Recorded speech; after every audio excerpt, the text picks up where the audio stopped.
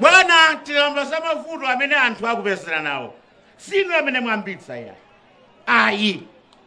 Inu mwapeza mavuto. Komanso sinu amene mungatetse dokha. Ayi. Chifukwa zinazo zimene zikuchitika sikuno. Nkhondo ya ku Russia ku Ukraine. Yopengesa kuti fertilizer asowe. Nanga ndiniwe bwana. Koma anthu ena akatero ali pakati kuimba nyimbo zopusa. Bwana silivomera. Iyayi.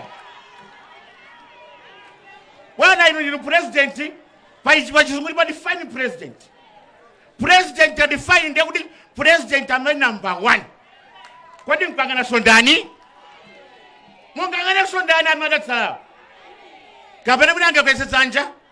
Alipo sawina? Bwana tuyangana inuyo. Dziko lino kwa inu ife tikhanana. Komanso bwana nkhani yokufoterani. Inu mukuyenda pena palipose kuyendera mbewu, kuyendera anthu. Kuti nokha mavuto mutani mwaone. Ena aja nkangokhala nyumba.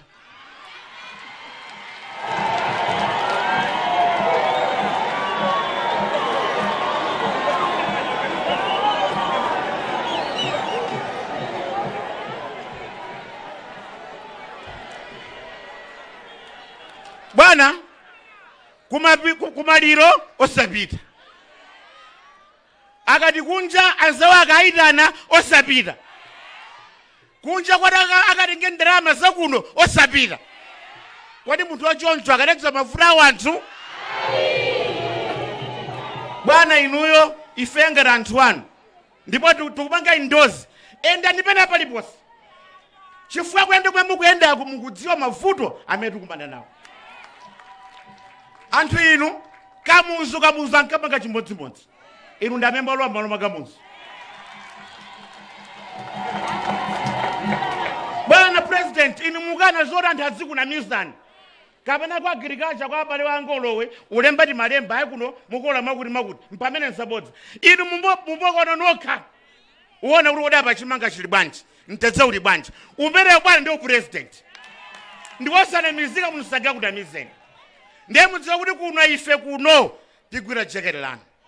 Kaya anthu ena afuna dziwokera monga amene achambani aja kuti ena afika pone mpana kumabisa sugar.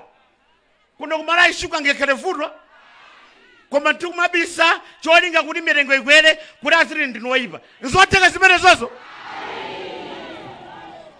Bwana inu odziwani kuti ife anthu anu tili pambuyo pano. Ndipo sitikusiyani. Kwa nthawi yatha ulemu wanu zomukomera president